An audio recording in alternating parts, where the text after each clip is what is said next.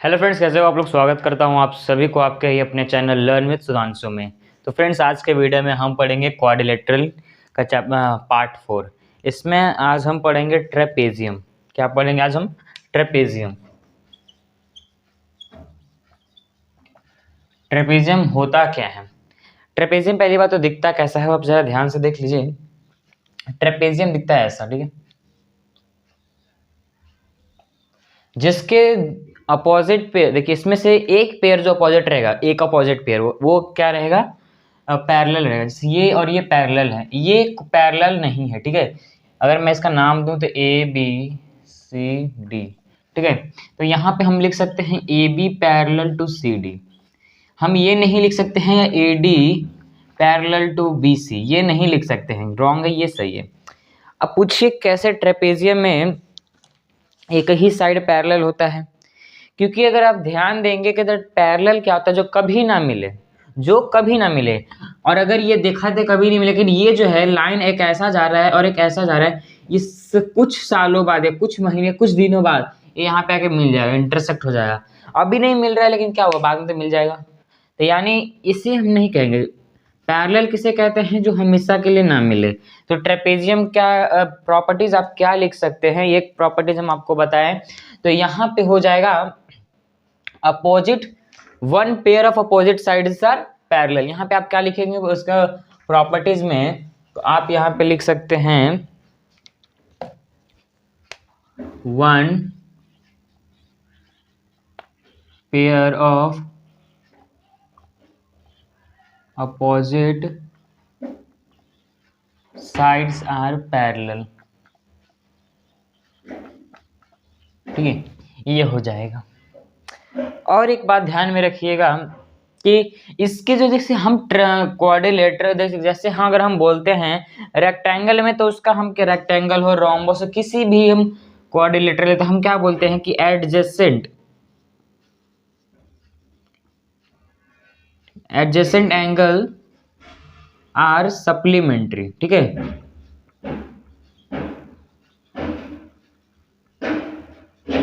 लेकिन इसमें adjacent angle use नहीं होता है। इसमें क्या यूज होगा? इसमें हम यूज करते हैं इंटीरियर एंगल।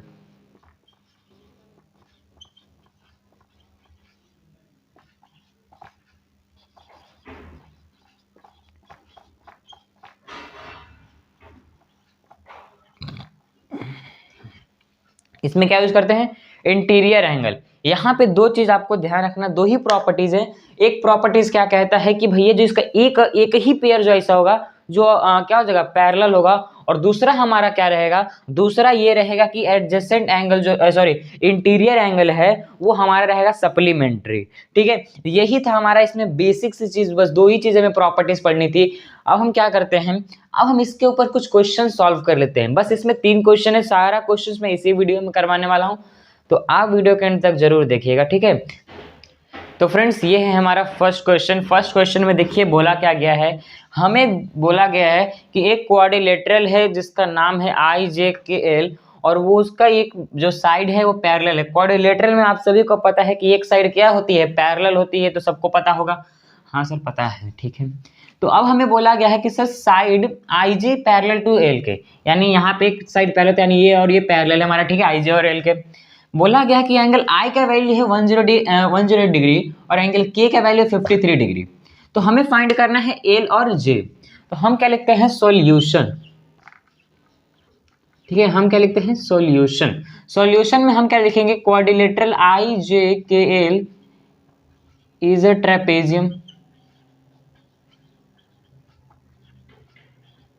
ठीक है। उसके बाद लिखेंगे side IJ parallel to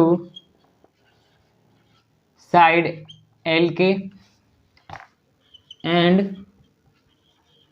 side IL is its transverse. लगता है ये मार्कर घर पे जा रहा है, सोने जा रहा है। चलिए दूसरा मार्कर यूज कर लेते हैं। उसके बाद हमें पता होता है कि जब भी अगर ट्रांसवर्सल मिल जाए तो यानी उसमें वो क्या होता है, ये मिल जाता है, यानी इंटीरियर एंगल मिल जाएगा। और इसमें इंटीरियर एंगल की ही जरूरत है, यानी angle I plus angle L is equal to 108 degree, sorry 180 degree होता है, 108 डिग्री नहीं होता है। यहाँ पे क्या आएगा 180 डिग्री, किससे भैया आएगा, इंटीरियर एंगल, ठीक है।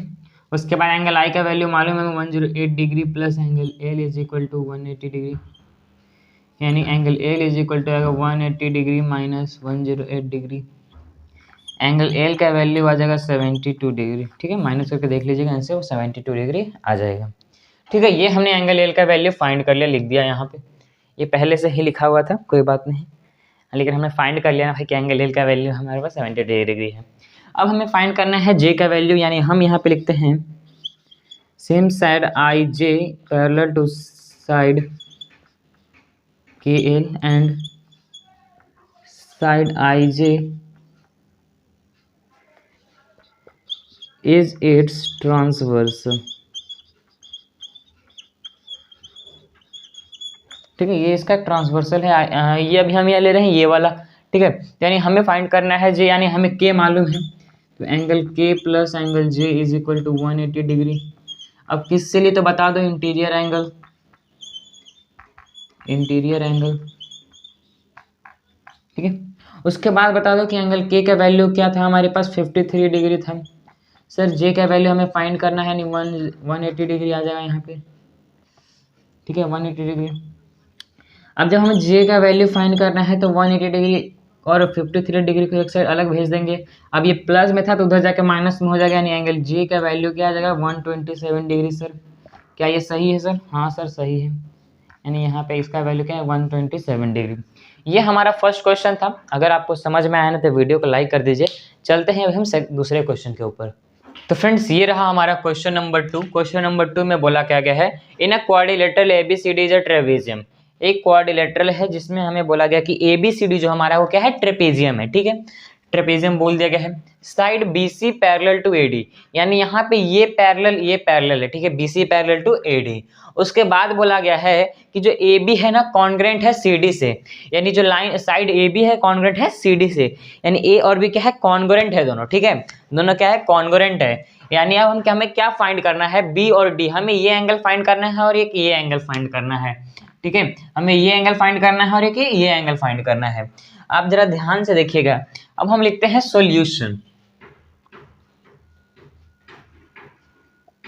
सॉल्यूशन में हम क्या करते हैं, पहले हम बी का फाइंड कर लेते हैं, ठीक है। तो हम यहाँ लिखते हैं in quadrilateral ABCD is a trapezium, ठीक है, यानी side BC parallel to side AD and side AB is its transversal, side AB is its transversal, ठीक है। उसके बाद हम क्या लिख देते हैं, angle B plus angle A is equal to 180 degree. किससे लिख रहे हैं, तो इंटीरियर एंगल, ठीक है,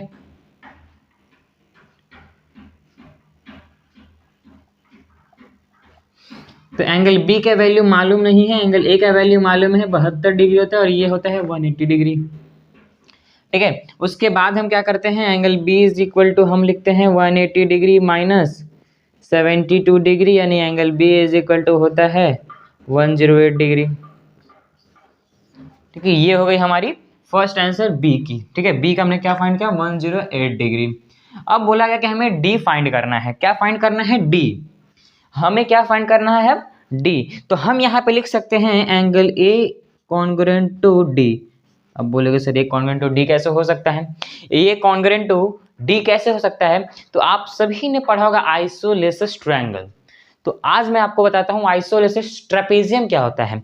आइसोलेसिस ट्रायंगल में होता क्या था, जरा आप बताइएगा। आइसोलेसिस ट्रायंगल में होता था ये कि यहाँ पे या तो दो एंगल कॉन्ग्रुएंट रहेगा, तो यानी ये साइड दोनों कॉन्ग्रुएंट रहेंगे। अगर ये साइड कॉन्ग्रुएंट है तो यानी ये एंगल कॉन्ग्रुएंट रहेंगे। तो सेम आइसोलेसिस ट्रेपेजियम में क्या होता है वो जरा आप ध्यान से देख लीजिए। ट्रेपेजियम में होता क्या है, अब बोलेगा सर यहाँ पे तो 4 है, ये तो इधर भी चला जाएगा इधर भी जाएगा। तो देखो यहाँ पे क्या होता है, base of isosceles, base angle of an isosceles trapezium are congruent. क्या बोलता है? बेस, यानी अगर ये दोनों कॉन्ग्रुएंट है, हमें पहले बोला गया है, तो हमें इसमें करना क्या है? Base angle of a trapezium are base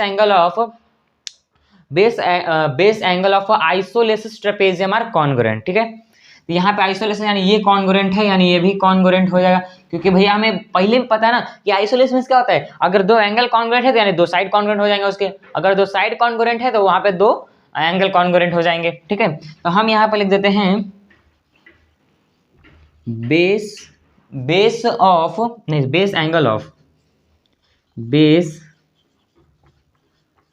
angle of isosceles, spelling mistake हो तो माफ करना, base angle of isosceles trapezium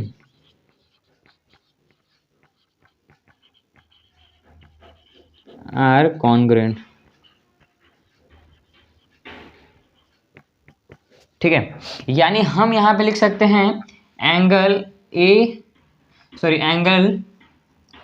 D is equal to 72 degree. हाँ सर, हम लिख सकते हैं, यानी तो भैया हमारा तो आंसर आ गया, यानी हम यहाँ पे लिख सकते हैं the measure of angle B and angle D is 108 degree and 72 degree respectively.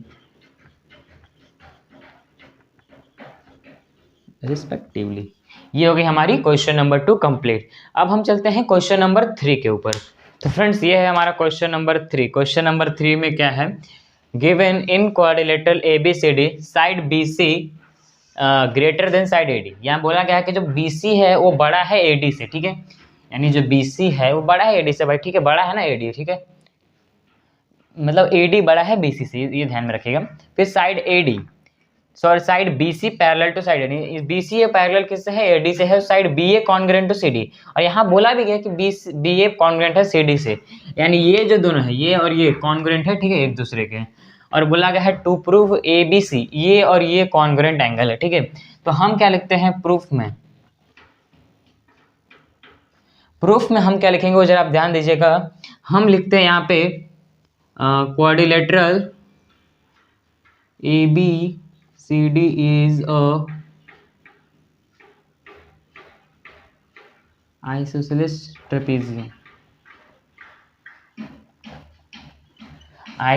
trapezium। ठीक है, मैंने ये एक सेकेंड, मैं यहाँ पे क्या लिखता हूँ, बस इतना लिखता हूँ, इन क्वाड्रिलेटरल ABCD, और यहाँ पे लिखते हैं साइड, एक सेकेंड पहले यहाँ पूरा लिखते हैं। ठीक है, साइड ए कैसे अब कॉन्ग्रुएंट हो भी तो हमें बताना पड़ेगा ना। Side AB congruent to side congruent है ना यहाँ पे, AB congruent to side CD। ठीक है, ये लिखने के बाद हम क्या करेंगे? अब हम बता सकते हैं ना भाई कि ये जब ये दोनों कॉन्ग्रुएंट है यानी इसका एंगल कॉन्ग्रुएंट होगा, यानी हम यहाँ पे बोल सकते हैं quadrilateral ABCD is isosceles trapezium. ठीक है, आइसोसेलेस ट्रेपेजियम। ठीक है, उसके बाद क्या करेंगे? उसके बाद अगर हमारा ये दोनों कॉन्ग्रुएंट है, हम यहाँ पे लिख सकते हैं angle BAC congruent to angle BAD आएगा ना, BAC नहीं BAD आएगा। ठीक है, BAD congruent to angle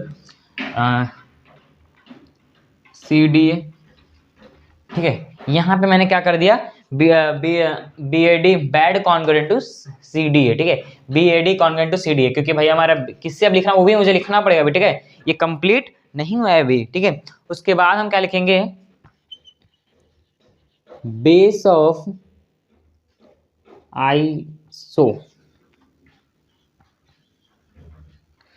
isosceles trapezium is congruent.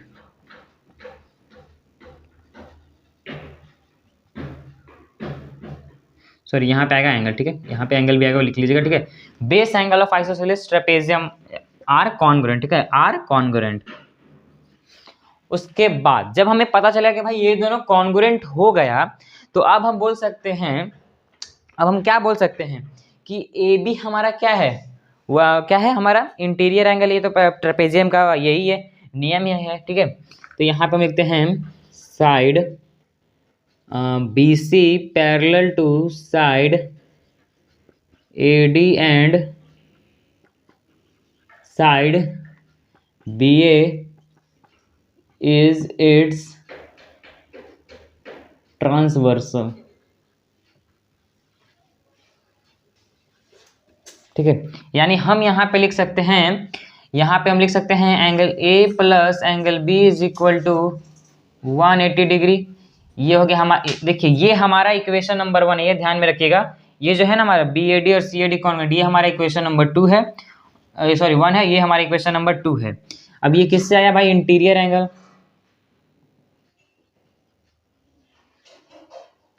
ठीक है। अब हम क्या लिखेंगे, अब हम बोलते हैं भाई ये भी पैरेलल, ये भी तो 180 डिग्री है, तो हम यहाँ पे भी सेम लिख देते हैं side B C parallel to side A D and side B A, यहाँ पे बी ए नहीं आएगा, यहाँ पे क्या आ जाएगा सी डी, ठीक है। C D is its transversal. तो यहाँ पे देखिए क्या होगा, अब देखिए यहाँ पे क्या होगा, angle C plus angle D is equal to हो जाएगा 180 डिग्री। ये मिल गया हमारे इक्वेशन नंबर 3, ठीक है। तो हम यहाँ लिखते हैं, ठीक है, हम यहाँ पे लिखते हैं, यहाँ पे हम क्या लिख देते हैं भैया, ए बी। तो angle A plus angle B is equal to angle C plus angle D, ठीक है। Angle A plus B is equal to C plus D।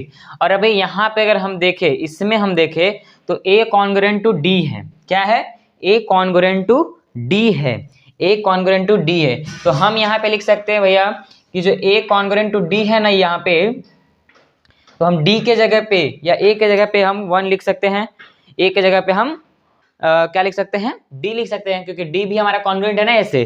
तो हम क्या लिख सकते हैं, A के जगह पे D लिख सकते हैं। यानी यहाँ पे हम जाएं तो एंगल यहाँ पे हो जाएगा, यहाँ पे एंगल हो जाएगा, A था तो हमारा ये D हो जाएगा, angle D plus B is equal to C plus D, ठीक है। यहाँ पे 3 अक्षर का नाम दिया, इसलिए आपको समझ में जाती है। मैं यहाँ पे क्या करता हूँ, रफ करके 2 ही अक्षर का नाम देता हूँ, ठीक है, बस एक ही। यहाँ पे हमारा क्या था, A कॉन्ग्रुएंट टू D, ठीक है। अब देखिए A कॉन्ग्रुएंट टू D है, अगर मैं A के जगह पे D लिख दूँ तो बराबर है ना, क्योंकि A हमारा इक्वल था D से, ठीक है। A लिखूँ या D लिखूँ, बात हमारा बराबर है। अब यहाँ पे कैसे लिखा हुआ हमको बताना पड़ेगा ना, फ्रॉम इक्वेशन 2 and 3, ये मिल गया। फिर हमने इसमें किस में डाला, इसमें फ्रॉम इक्वेशन 1, यहाँ पे हमने 2 और 3 से लिया बी सी। फिर यहाँ पे हमने क्या किया, ए की जगह पे डी डाला, वो किससे डाला, हमने डाला कि भैया इक्वेशन 1 में हमें मिल गया था कि A D congruent to D D, A congruent to D है, ठीक है। तो अब हम लिख सकते हैं भैया, बोल सकते हैं ना कि एंगल डी और एंगल डी ए मतलब क्या बोलते हैं, अपोजिट इसमें है, यानी ये दोनों कैंसिल हो जाएगा। तो यानी यहाँ पे हमें क्या मिल गया, angle B congruent to angle C, ठीक है। अब 3 अक्षर का नाम है तो आप 3 अक्षर का भी आप नाम दे सकते हैं। बी हमारा बीच में यानी A B C, angle A B C congruent to, यहाँ पे हम लिख सकते हैं डी सी बी, ठीक है। ये हो गया हमारा हेंस प्रूव्ड, ठीक है, ये हमारा था आंसर, ठीक है। तो यहाँ पे करना क्या था कि हमें बताना था कि ये जो एंगल है, ये एंगल और एंगल इक्वल है। तो हमें पहले ही पता है भाई ये और ये इक्वल है। कैसे इक्वल है, आइसोलेसिस ट्रेपेजियम के द्वारा। कि आइसोलेसिस बोलता क्या है कि जो 2 साइड अगर इक्वल है तो उसका बेस जो रहेगा ट्रेपेजियम का वो हमारा इक्वल हो जाएगा। तो यानी हम बोल दे कि भाई A D congruent, A congruent to D हो गया, ठीक है। फिर हमने किया कि भाई इंटीरियर एंगल से हम A plus B equal to 180 degree बोलते हैं। फिर हमने यहाँ पे एक और नीचे लिया, वो हमारा क्वेश्चन नंबर 2 हो गया। और फिर हमने लिया कि सी प्लस डी भी तो हमारा 180 डिग्री होगा। तो वो दोनों लेने के बाद 2 और 3 लेने के बाद मैं यहाँ पे बोल रहा हूँ 180। देखिए अब यहाँ पे 180 डिग्री लिखता, अब हमें पता है कि C प्लस डी भी 180 डिग्री हो रहा है, तो मैं क्यों 180 डिग्री वहाँ पे लिखूँ, C प्लस डी क्यों नहीं लिख दूँ, ठीक है। C प्लस डी लिख दिया। फिर हमने सोचा कि भाई ए कॉन्ग्रुएंट टू डी, यहाँ पे तो हमारा कॉन्ग्रुएंट है, हो ही गया है, यानी हम लिख सकते हैं ए के जगह पे डी भी तो लिख सकते हैं, यानी 2D हमें मिला तो कैंसिल हो जाएगा, बी और सी हमारा बस बच गया कॉन्ग्रुएंट, यानी angle B congruent to angle C, यानी angle B A C congruent to angle D C B, hence proved. ये था हमारा लास्ट क्वेश्चन। तो आपको ये वीडियो कैसा लगा आप मुझे कमेंट में जरूर बताइएगा, और यहाँ तक बने रहने के लिए बहुत बहुत धन्यवाद।